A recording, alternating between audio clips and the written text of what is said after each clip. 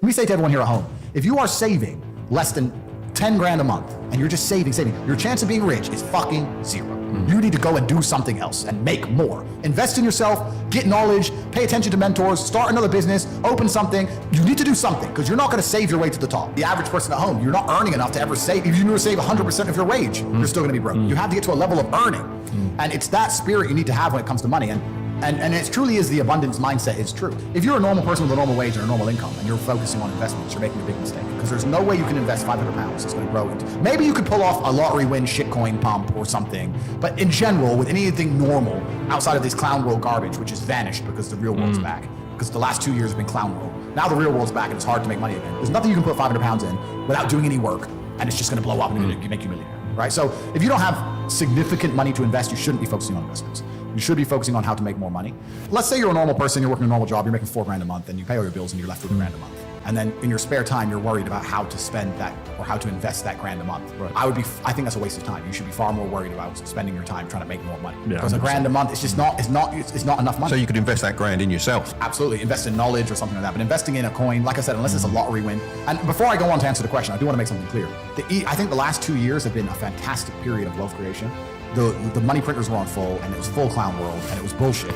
And a lot of people made money during the clown world and spent it all, and they now think they're going to continue to make money in clown world. Yeah, that's not happening. No, the real world is back. The brokies and the wagies, you're all going back to McDonald's. If you bought poo dick coin and made 200 grand, and you think you're going to be able to continue to do that for the rest of your life, you're a dumbass. That was a once in a lifetime generational gap where you could pull something off, and now it's back to the hard times. Even all the big tech companies, and the tech companies make money from the sky for free with pixels. They're cutting staff. If they're cutting staff, then it's really hard. It's going to get very difficult to make money now. So a lot of the dumb shit is over.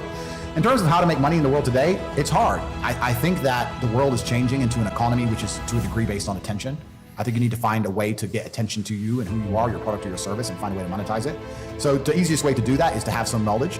Even the podcast you guys run is an extremely efficient podcast. If you compare it to some of the other YouTube channels, like the big ones, like where they do these crazy stunts and stuff. Yeah. For you to get views, you talk. Yeah. Yep. For them to get views, they have to build a set and build it. It's not efficient, right? You need to find an efficient way to get attention, and then you have to prove yourself credible in your field and attract customers. And I think the best way to do that is online, and it doesn't matter what it is. And I think if you do those things and you work very hard and you try your best and you're never lazy, you will make some money. That's what I believe. If you establish credibility and you gain attention, you'll make money. So I'll give you another example. I had a friend who was a personal trainer. He used to go to the gym every day and he used to train people. He didn't make that much money. People would miss appointments. It was like £50 an hour. He'd get there, get back a little. I said, listen, brother, you used to, he didn't have time, look fantastic. How about you spend the next 6 months getting absolutely killer shape? Then put up a bunch of pictures on Instagram of you in killer shape, and then put together your workout plans and tell people they'll look like you even though they never will. And sell that for $7 or 10 pounds or 15 pounds and sell it by your Instagram. And he went from making $2.5 grand a month or $2 grand a month as a personal trainer to 15 grand a month without ever going in the gym.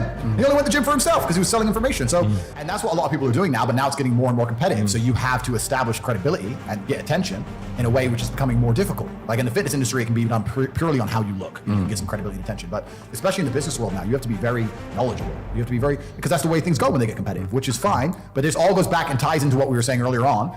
If you're not trying your best and working hard and paying attention, then you're going to get wrecked. Another thing I will say to people at home, and I've said this before, every single time I ever spend money, I pay attention to why I spend money. And that gives you a lot of information and a lot of knowledge when it comes to sales and marketing. If I go and I buy some clothes, I am conscious about why did I choose this store instead of that store or that store? Is it the branding? Do I know them? Am I familiar with them? Is it because there was no line? Is it because they had a brighter sign? What was it? Oh, there's a line there. There's no line here. So in my physical businesses, which I have in Romania, I have this thing with the staff. I said, there can never be a line. Faster. Like I don't want, but it's just 3 people. No, there are people walking past who won't walk in because there's a line, because that's what I do. No line, but you don't want to look empty. No. So you're no line until the last customer. Now you talk shit. So there's one person. Like you have to manage these things. Most people don't micromanage this stuff. You don't have to reinvent the wheel. No. You have to pay attention to seeing people who are doing things and if they work and how they work. And you're completely and utterly correct. And you should do that all the time. Every time you spend money, you should work out how they convinced you to spend money. It's simple things. Like I have a few physical companies, I have a few physical businesses, and it can be a simple matter of, depending on, in the business districts where there's men in suits, I have a pretty girl who's a waitress and she works there. The difference that will make to a bottom line is the dude going and flirting with his chick every lunchtime. You'd be amazed. But people don't think about these things. But even if you don't have a business, if you pay enough attention to these kind of things, you'll get business ideas. It'll inspire you. You'll go, you know what? If you start to really do it, you'll be around, and after a few months, you go, you know what? I can do this better than they're doing. Because I'll take in that aspect, and they're making mistakes. I can do this better, and that's how you do it. If you sit there and go, I want to work smart, not hard, so I work an hour a day, well, then you're still lazy. You should work smart and hard and do 15 smart hours a day. That's how you win.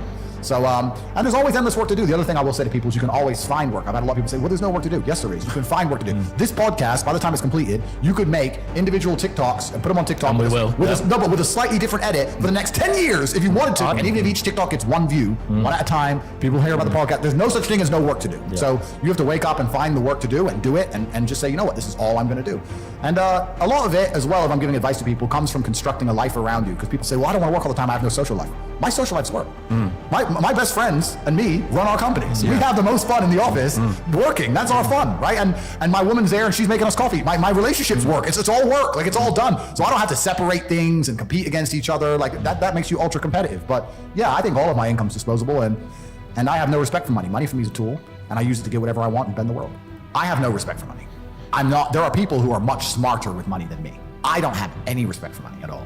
I don't believe in saving money. And I think a lot of that is down to I'm not advocating people to be like this. It's my life philosophy and the fact that I don't live in any realm of fear at all. I can't imagine myself not being able to make more. I can't ever be poor. And if I wanted something now that took every penny of my net worth, then I would buy it because I want it. I don't care. I don't think, oh, I have safety net. I don't give a shit about money. You shouldn't fear money. I think there's a lot of people who are very scared with money, and they hold on to it, and they're very fearful with it. And they say scared money doesn't make money, and scared people don't conquer the world. I can never be poor. My skill set, the people I know, my phone book, my reliability, my reputation. You could take all of my money today. I'll be a millionaire again in 2 weeks. I can call people and say, lend me 10 mil. Oh, that's Tate. I can call people. I know people. I have a place I can go. I'm good at speaking. Like, once you have those lessons and once you have that network and once you have those things built, you can't go broke. You really can't. You get to a point of life where the only way you could go broke is if you become a drug addict or something ridiculous. But yeah, so the lessons are very, very important.